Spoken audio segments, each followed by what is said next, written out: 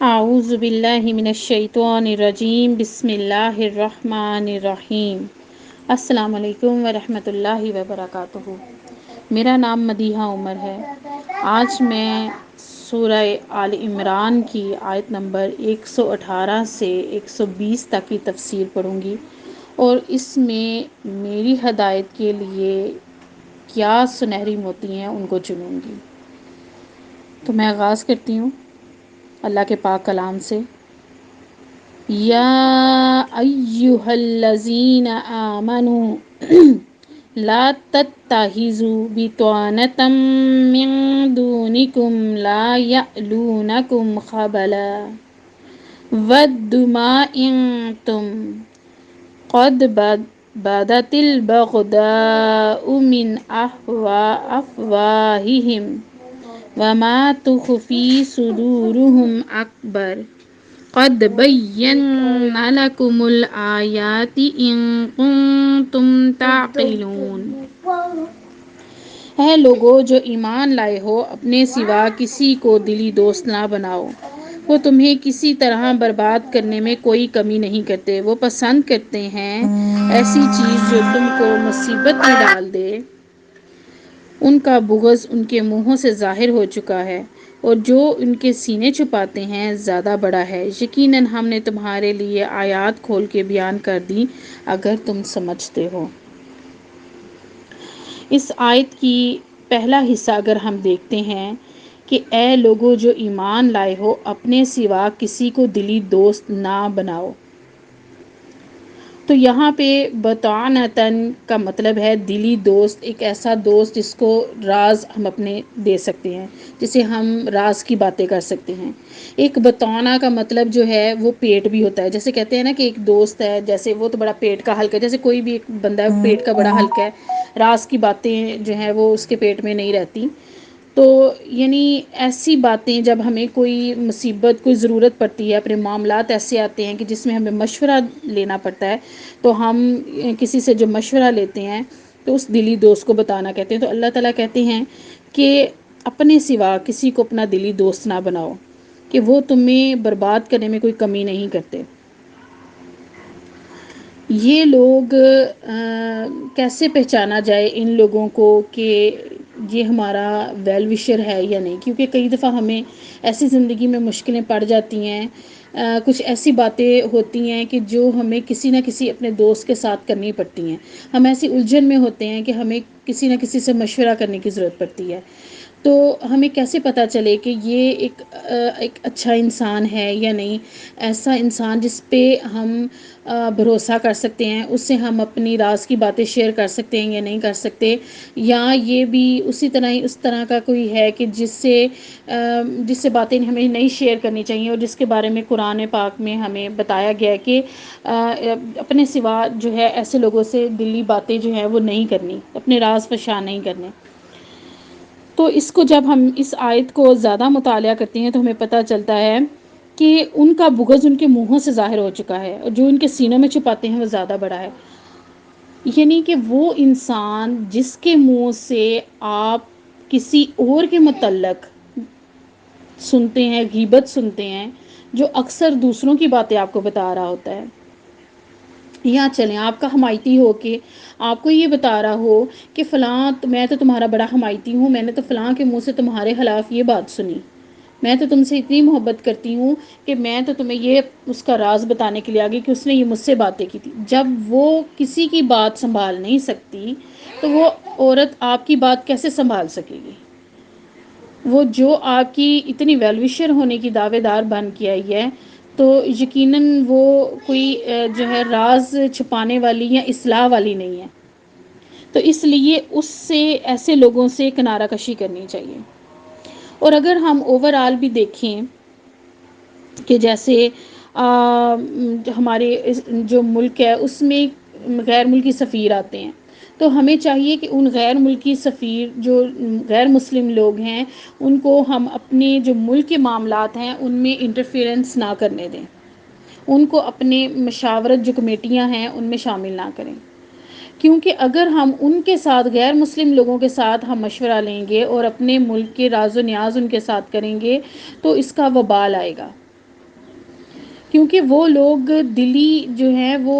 ہمدردیاں نہیں ہم لوگوں کے ساتھ رکھتے.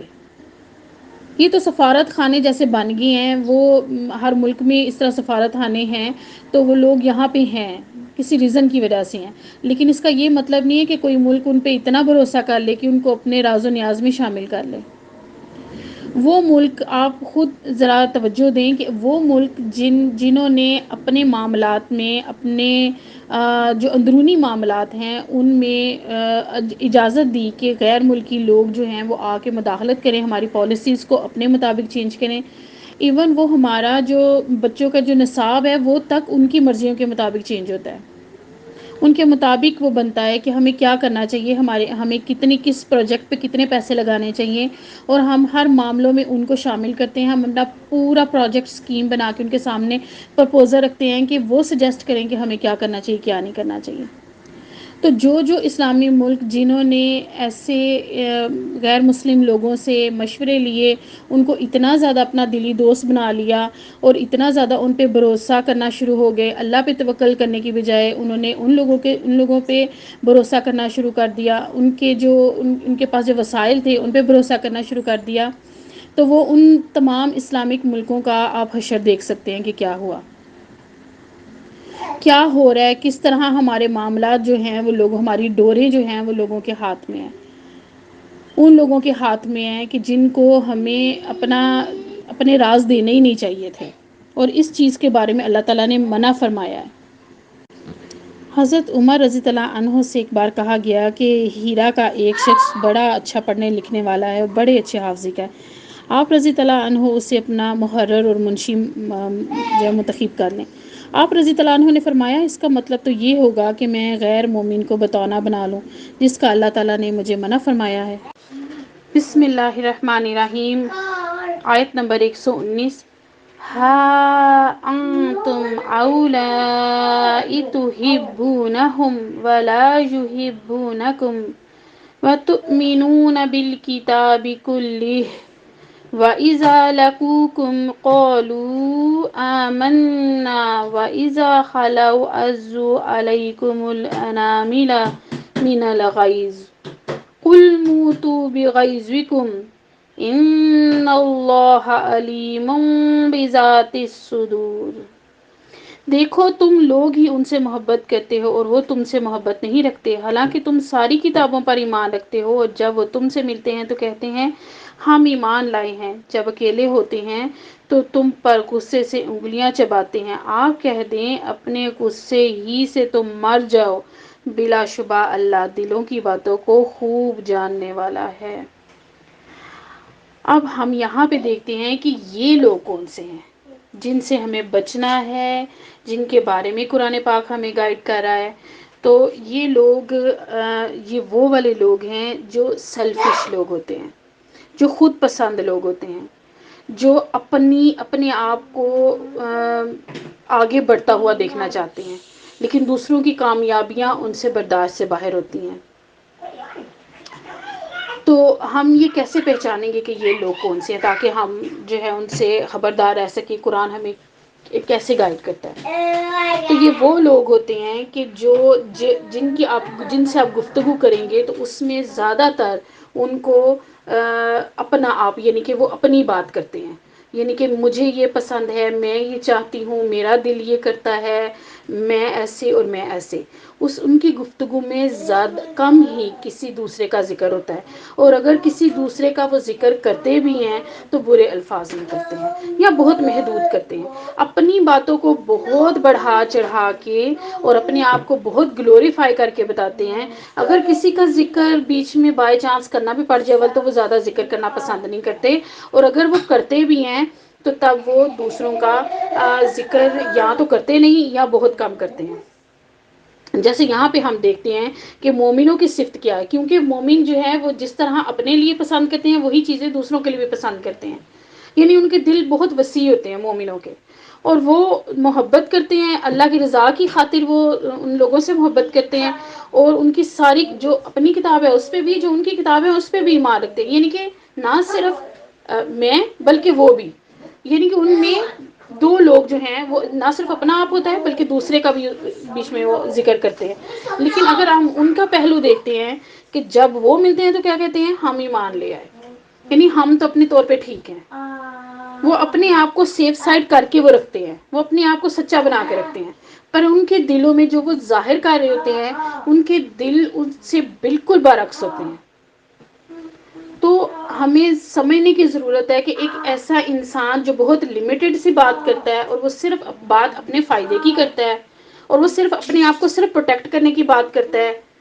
کہ نہیں ہم تو ایسے ہی کرتے ہیں، ہماری تو یہ بات ہے، ہم تو ایسے ہیں یا میں ایسی ہوں، جب وہ اپنے بارے میں کوئی زیادہ بات کر رہا ہو اور صرف اپنے آپ کو پروٹیکٹ کرنے کی بات کر رہا ہو یا اپنے فائدے کی بات کر رہا ہو، کیونکہ وہ یہ سچ بول کے یہ نہیں کہتے کہ نہیں ہمارے دلوں میں تو ایمان نہیں ہے یا ہم ایمان کی طرف بڑھے ہیں، کوشش کر رہے ہیں لیکن ابھی تک ایمان ویسے رچ بس نہیں سکا، اپنے آپ کو وہ پورا ڈیفینڈ کرتے ہیں، اپنے آپ کو وہ گلوریفائی کرنے کی کوشش کرتے ہیں، لیکن ان کے دل مختلف ہوتے ہیں، وہ دلوں میں ان کے غصہ بھرا ہوتا ہے، وہ کسی کو جب آگے بڑھتا ہوا دیکھتے ہیں کہ ان کو تو فائدہ مل رہا ہے، ان کے ساتھ تو کچھ اچھا ہو رہا ہے، تو وہ اس حسد میں، جلن میں، کیونکہ وہ اپنے آپ کو بہت پسند کرتے ہیں اور اپنی کامیابی چاہتے ہیں، تو وہ کسی کو اپنے سے آگے بڑھتا ہوا نہیں دیکھ سکتے، وہ جیلسی پیپل ہوتے ہیں، جو کہ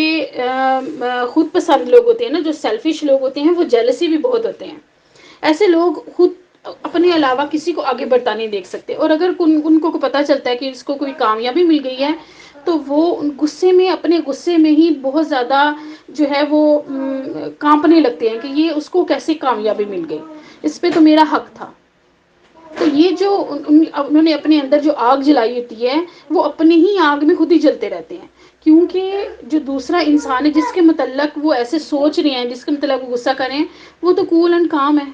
اس کو تو کوئی فرق نہیں پڑتا، اس کو کامیابی بھی مل گئی، اس کو دل کا سکون بھی مل گیا، ان کو کامیابی بھی نہیں ملی اور ان کا دل کا سکون بھی غارت ہو گیا۔ بسم اللہ الرحمن الرحیم، اس سے اگلی آیت، ان تمسسکم حسنۃ تسؤہم وَإِن تُصِبْكُمْ سَيِّئَةٌ يَفْرَحُوا بِهَا وَإِن تَصْبِرُوا وَتَتَّقُوا لَا يَضُرُّكُمْ كَيْدُهُمْ شَيْئًا إِنَّ اللَّهَ بِمَا إن تمسسكم حسنة تسؤهم وإن تصبكم سيئة يفرحوا بها وإن تصبروا وتتقوا لا يضركم كيدهم شيئا إن الله بما يعملون محيط۔ اگر تمہیں کوئی بھلائی پہنچے تو انہیں بری لگتی ہے، اور اگر تمہیں کوئی مصیبت پہنچے تو اس پر خوش ہوتے ہیں، اور اگر تم صبر کرو اور اللہ تعالیٰ سے ڈرو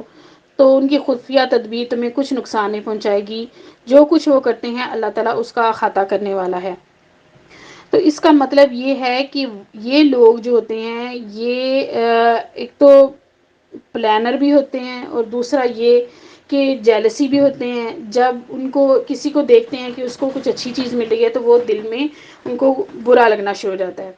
اچھا، ایسے لوگوں کے نا دلوں میں ایک فلٹر سا اللہ تعالیٰ نے ایک فٹ کیا ہوا ہے، یعنی کہ جب